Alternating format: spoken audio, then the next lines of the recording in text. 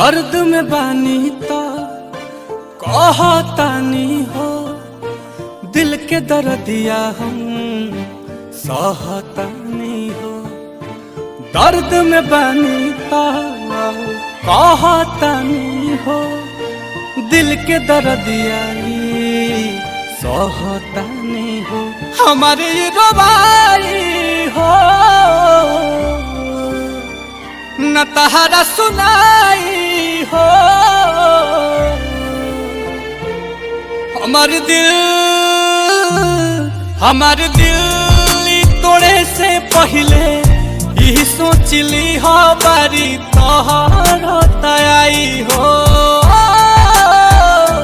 हमारे दिल तोड़े से पहले यही सोचली हो बारी तोहर तयाई हो। हमारी तोहर तयाई हो।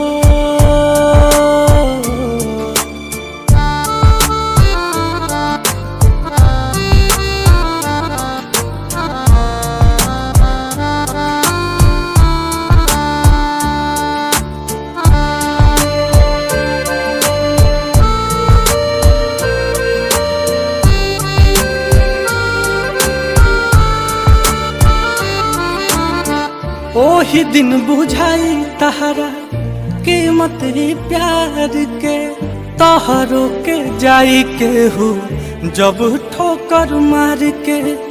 रहब न हम खाली पैबू तो गम हो, फिर नहीं आई कबो मौसम बहार के। बारू हर जानी हो कैलू बेवफाई हो। हमार दिल तू तोड़े से पहले यही सोचली हो बारी तारो तयाई हो। कि हमार दिल तू तोड़े से पहले यही सोचली हो बारी तारो तयाई हो। हमारी तोहर तयाई हो।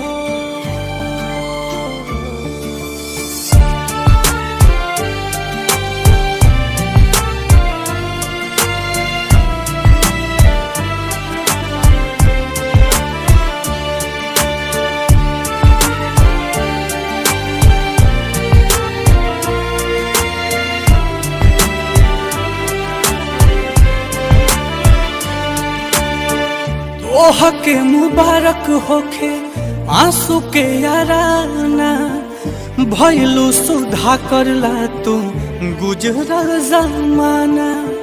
खुद से ही खुद के वजूद के मिटाइब, होई है नील कमल नहीं दोबारा दीवाना। दिखी न परछाई हो तयख भर जाई हो। हमारे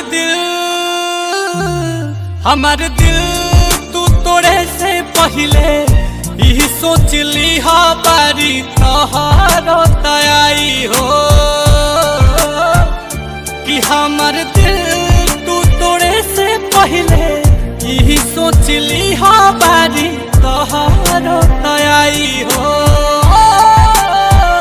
हमारी तोहर तयाई हो।